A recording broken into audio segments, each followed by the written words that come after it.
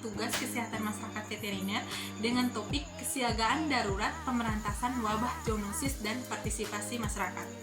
Sebenarnya tugas ini memiliki 8 pertanyaan, jadi saya mohon teman-teman untuk menyaksikan dengan sabar dan semoga ini bermanfaat.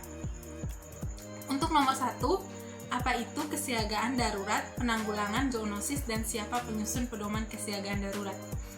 Kesiagaan darurat merupakan kegiatan penyusun kebijakan, sistem, rencana, pedoman, dan prosedur, serta identifikasi sumber daya yang diperlukan untuk mengelola respon yang efektif dan tepat waktu untuk menangani keadaan darurat penyakit hewan. Untuk pedoman kesiagaan darurat ini disusun oleh Menteri bersama yang menyelenggarakan urusan pemerintahan di bidang kesehatan, konservasi sumber daya alam hayati, kelautan, perikanan, serta institusi terkait. Untuk pertanyaan nomor 2, pada pedoman kesiagaan darurat, apa yang dimaksud dengan disosialisasikan dan disimulasikan?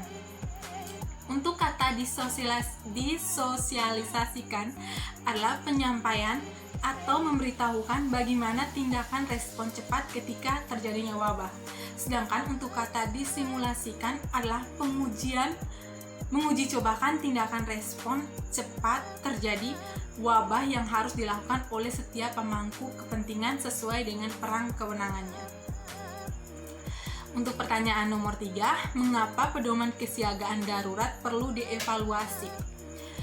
Evaluasi yang dimaksud untuk memastikan efektivitas dan dipahaminya pedoman kesiagaan darurat. Pertanyaan nomor 4, pernyataan dan pengumuman wabah zoonosis dilakukan oleh siapa? Pernyataan wabah zoonosis ini harus diumumkan oleh menteri, gubernur, dan bupati atau wali kota sesuai dengan kewenangan kepada masyarakat. Pertanyaan yang kelima, pemberantasan wabah zoonosis dilakukan oleh otoritas veteriner. Siapakah pihak otoritas veteriner? Jelaskan syarat dan wewenang seorang otoritas veteriner.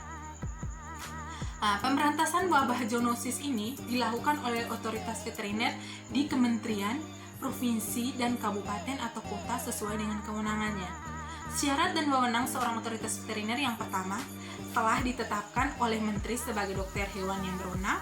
Yang kedua, memiliki keahlian dalam pengalaman bidang kesehatan hewan, kesehatan masyarakat veteriner atau karantina hewan. Yang ketiga, otoritas veteriner berwenang mengambil keputusan tertinggi yang bersifat teknis kesehatan hewan.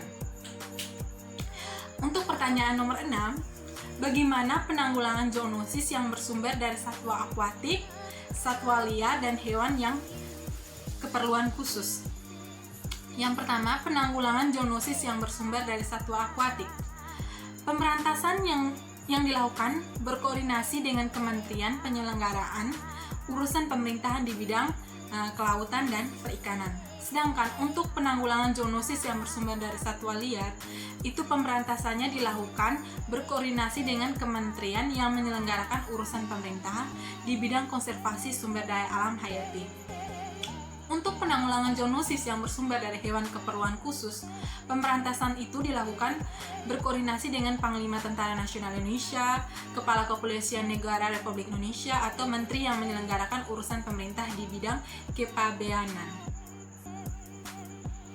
Pertanyaan nomor 7, jelaskan contoh-contoh konkret bentuk partisipasi masyarakat penanggulangan wabah zoonosis.